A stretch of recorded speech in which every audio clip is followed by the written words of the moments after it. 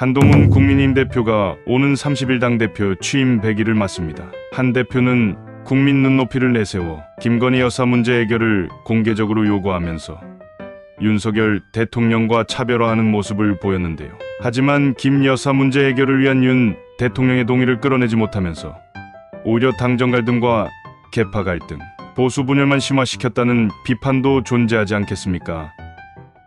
현재 한동훈 대표에 대한 평가는 민심에 부합하기 위해 분투했다는 평가와 성과는 없이 분란만 심화시켰다는 상반된 평가가 나오고 있는 현실입니다. 한 대표는 취임 100일 기자회견에서 본인이 정부 여당의 변화와 쇄신은 물론 민생과 경제 등 현안을 진두지휘하겠다는 구상을 내놓을 것으로 알려지고 있는데요. 다만 변화와 쇄신, 민생과 경제 등 한 대표의 주장에 힘이 실리기 위해서는 당정 갈등과 친윤친한계 간 갈등부터 풀어야 한다는 지적이 적지 않습니다. 한 대표는 지난해 12월 26일 국민의힘 비상대책위원장으로 정계에 입문했는데요. 한 대표는 정치 경험이 없지만 윤석열 정부 초대 법무부 장관을 역임하면서 윤석열 사단의 황태자로서 원활한 당정 관계를 기반으로 총선 승리를 견인할 것으로 기대받지 않았습니까?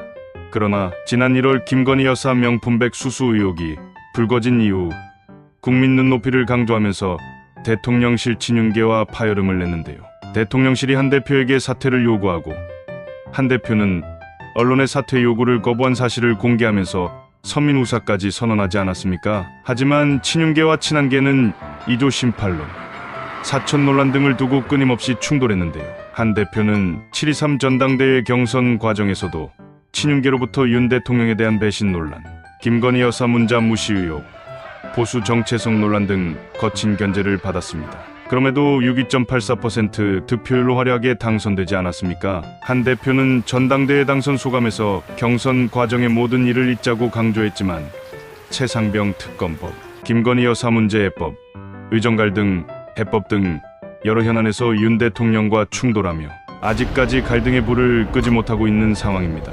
한 대표는 지난 10월 재보궐선거 기간 대통령실의 김건희 리스크 해결을 공개 압박했는데요.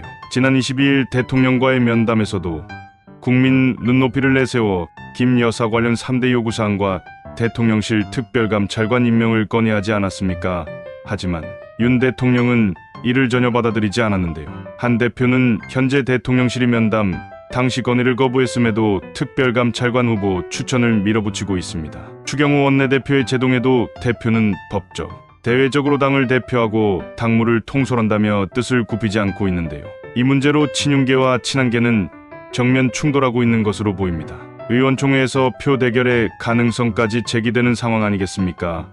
한동훈 대표는 지난 27일 대통령에게 반대하는 것은 대통령 개인에 반대하는 것이 아니라고 하면서 우리 모두가 사는 길이라 생각해서 반대하는 것이라고 해명했는데요. 사적 이익을 위해서가 아니라 여권의 활로를 찾기 위한 것으로 해석이 된다고 하겠습니다. 지금 정계에서는 한동훈 대표 체제가 오래가지 못할 것이며 김옥균 프로젝트를 운운하는 사람들도 있는데 여전히 한동훈 대표의 존재감은 무시하지 못할 것으로 보입니다. 지난 재보선 때 부산 금정에서 압승한 것은 한 대표의 잠재력과 가능성을 인정받은 건 아니겠습니까? 한 대표는 국민에게 질타받는 요소를 하나씩 해결하고 신뢰를 받는 정책, 정당으로 거듭나야 한다고 강조했습니다. 그는 나름대로 열심히 분투하고 있는데요. 한 대표를 폄하하는 사람들은 한 대표의 정치력이 세련되지 못하고 보수의 반감을 사고 있다고 비난하고 있는데요. 이렇게 의견이 대립이 커서 국민을 만족시키는 데는 여전히 부족한 상태라고 하겠습니다. 한동훈 대표에게 가시적인 성과를 만들어내야 하는 과제가 있다고 하겠는데요. 당의 쇄신과 변화를 주도해 나가기 위해서는 어떤 방식으로든 성과를 만들어내는 데 집중해야 하지 않겠습니까? 집권 여당 대표로서 또 차기 대선 주자로서 확실히 자리매김하기 위해서는 특단의 대책이 필요하고 더 이상 서로 대치해서는 안 된다는 사실입니다.